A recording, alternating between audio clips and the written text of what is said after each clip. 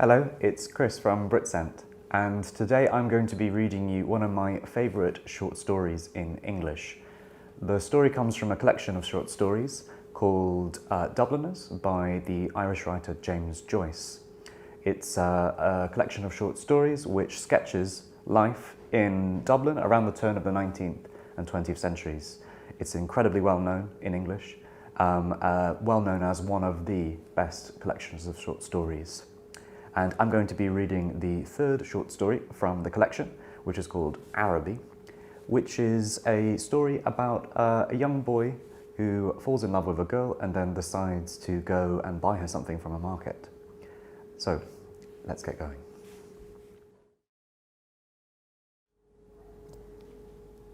Araby by James Joyce from Dubliners.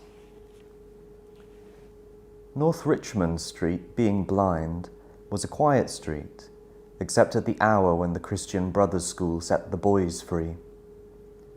An uninhabited house of 2 stories stood at the blind end, detached from its neighbours in a square ground. The other houses of the street, conscious of decent lives within them, gazed at one another with brown, imperturbable faces. The former tenant of our house, a priest, had died in the back drawing-room.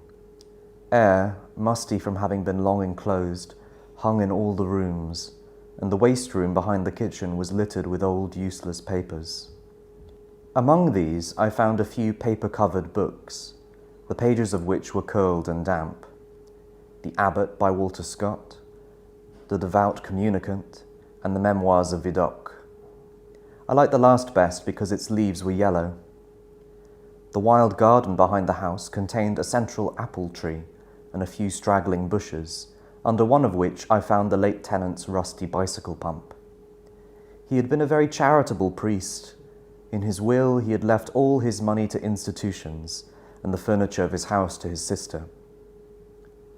When the short days of winter came, dusk fell before we had well eaten our dinners. When we met in the street, the houses had grown sombre. The space of sky above us was the colour of ever-changing violet, and towards it the lamps of the street lifted their feeble lanterns. The cold air stung us, and we played till our bodies glowed. Our shouts echoed in the silent street.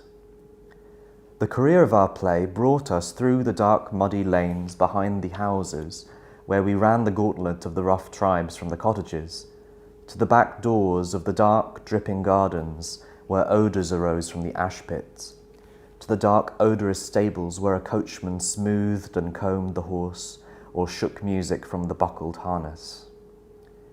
When we returned to the street, light from the kitchen windows had filled the areas. If my uncle was seen turning the corner, we hid in the shadow until we had seen him safely housed.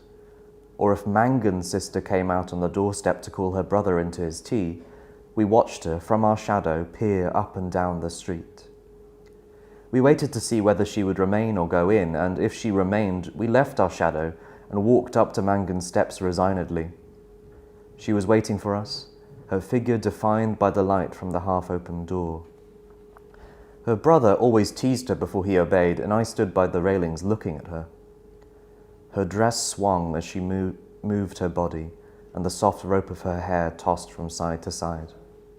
Every morning I lay on the floor in the front parlour watching her door. The blind was pulled down to within an inch of the sash so that I could not be seen. When she came out on the doorstep, my heart leaped. I ran to the hall, seized my books and followed her. I kept her brown figure always in my eye, and when we came near the point at which our ways diverged, I quickened my pace and passed her. This happened morning after morning. I had never spoken to her, except for a few casual words, and yet her name was like a summons to all my foolish blood. Her image accompanied me even in places the most hostile to romance. On Saturday evenings when my aunt went marketing, I had to go to carry some of the parcels. We walked through the flaring streets, jostled by drunken men and bargaining women, amid the curses of labourers, the shrill litanies of shop boys who stood on guard by the barrels of pigs' cheeks, the nasal chanting of street singers who sang a Come All You about O'Donovan Rossa, or a ballad about the troubles in our native land. These noises converged in a single sensation of life for me. I imagined that I bore my chalice safely through a throng of foes.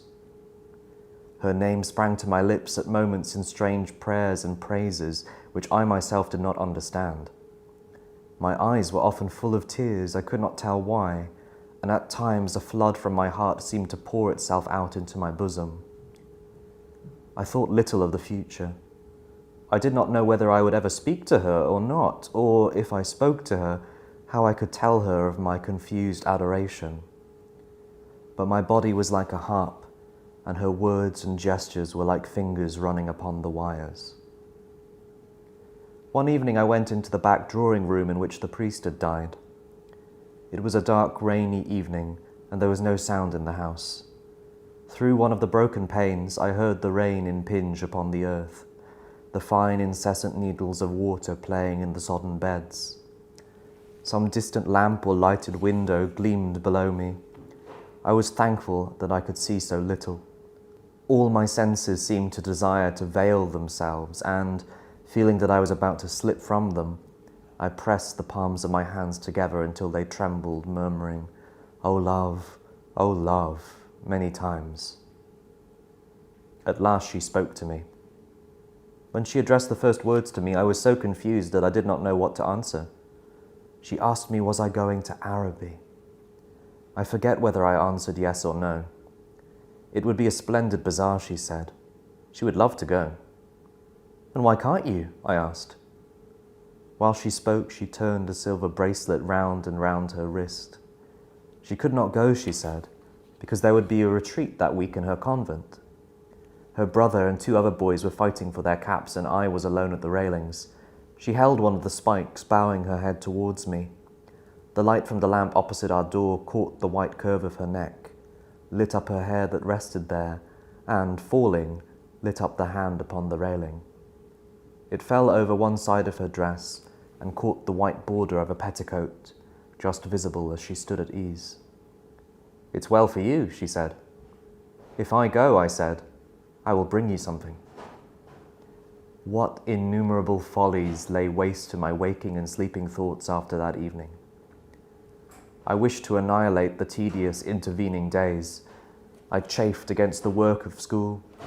At night in my bedroom and by day in the classroom, her image came between me and the page I strove to read.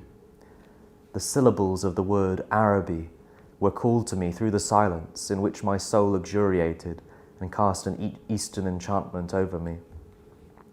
I asked for leave to go to the bazaar on Saturday night.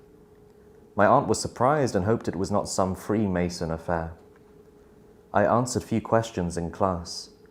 I watched my master's face pass from amiability to sternness. He hoped I was not beginning to idle. I could not call my wandering thoughts together. I had hardly any patience with the serious work of life, which, now that it stood between me and my desire, seemed to me child's play, ugly, monotonous child's play. On Saturday morning, I reminded my uncle that I wished to go to the bazaar in the evening.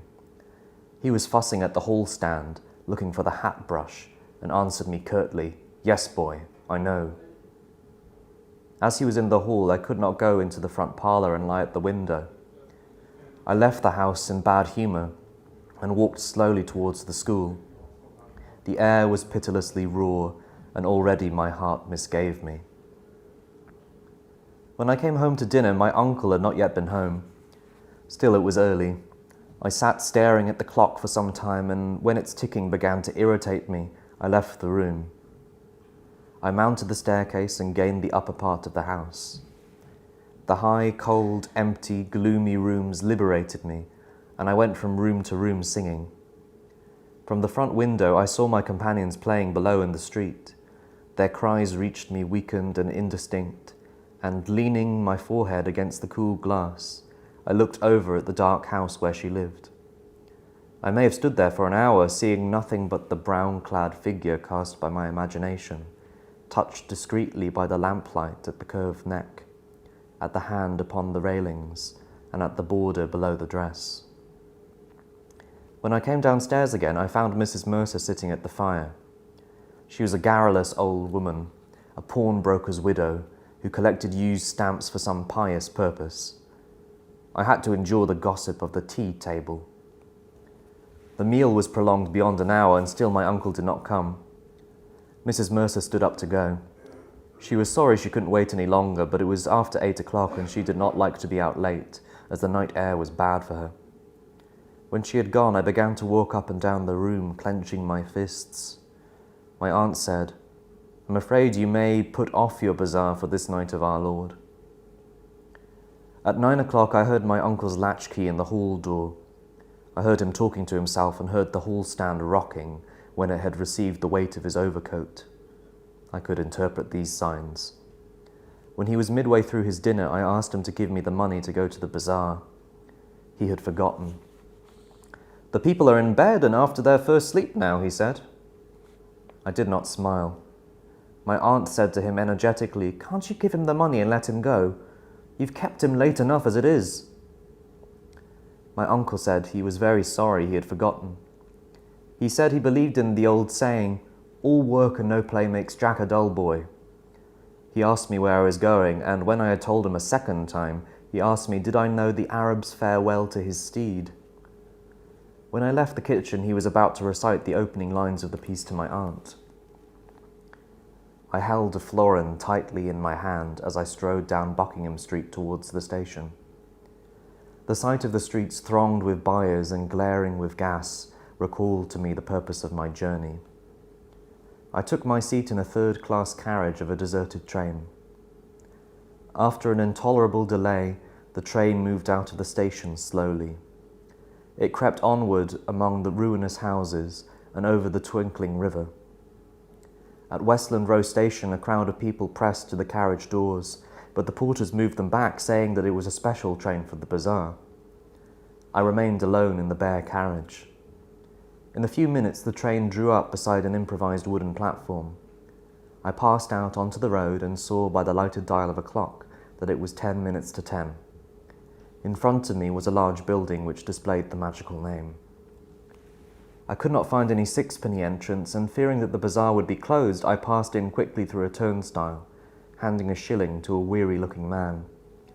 I found myself in a big hall girdled at half its height by a gallery. Nearly all the stalls were closed, and the greater part of the hall was in darkness.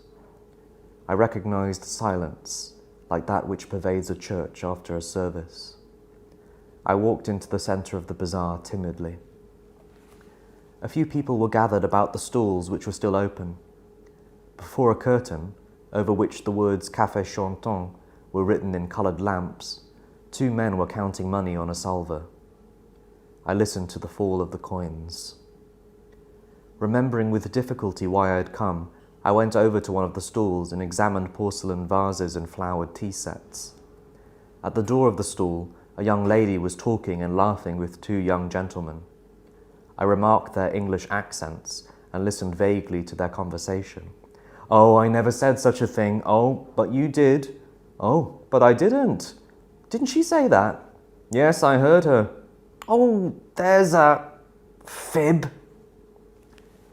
Observing me, the young lady came over and asked me did I wish to buy anything. The tone of her voice was not encouraging. She seemed to have spoken to me out of a sense of duty. I looked humbly at the great jars that stood like Eastern guards at either side of the dark entrance to the stall and murmured, "No, thank you." The young lady changed the position of one of the vases and went back to the 2 young men. They began to talk of the same subject. Once or twice the young lady glanced at me over her shoulder. I lingered before her stall, though I knew my stay was useless, to make my interest in her wares seem the more real. Then I turned slowly away and walked down the middle of the bazaar. I allowed the 2 pennies to fall against the 6pence in my pocket. I heard a voice call from one end of the gallery that the light was out. The upper part of the hall was now completely dark. Gazing up into the darkness, I saw myself as a creature driven and derided by vanity, and my eyes burned with anguish and anger. Well, the story is it's not like most short stories, because most short stories have some sort of recognizable plot twist. This one doesn't have one. It's what we call an epiphany. It's when a character has a sudden realization about their own motivations or who they are. And this little boy, I think, realizes that his infatuation with this slightly older girl is not really to do with love or true sort of human connection. It's mediated through romantic stories, through some sort of exotic storytelling about the East, and most importantly about money. You might realize that the short story mentions money a huge amount. It always talks about the amount of money that he needs to go to the bazaar. And at the end you have the men counting the money on the salver. So really it's not about love, it's about the way that money and the promise of luxury or exoticism can in some way corrupt true love. But also it's a story about like youthful infatuation as well. It works on so many different levels, and there are some people who think that the girl who he sort of falls in love with is a representation of Ireland itself. This sort of romantic view of what Ireland is, which was very prominent at the time with like nationalists who really believed that Ireland was should be independent from Britain, and they started creating all of these big stories about, you know, how Ireland was this great ancient nation with a very rich cultural tradition, which it definitely is, but there was definitely something a bit overly romantic about the whole thing. So, so yeah, it deals with all those different things. It's really quite, I don't know how you want to call it, very, very complex, and all of the stories in the collection are as complex as this, if not more. But this is one of my favorites, just because it's quite nice and short and sweet. But yeah, no, I think the final image of him looking up into the darkness and seeing his own vanity and his obsession with sort of material goods in order to get what he wants, I think that's a really potent image. Yeah. Okay, so that was Araby. I hope you enjoyed listening. If you want to read any more of the stories by James Joyce in his collection Dubliners, they are all in the public domain, so you can find them on the internet. And if you'd like me to read any more stories or extracts from novels or poems, do let me know by leaving some comments in the comments section below. Well, thank you so much for listening, and I'll see you next time. Bye-bye.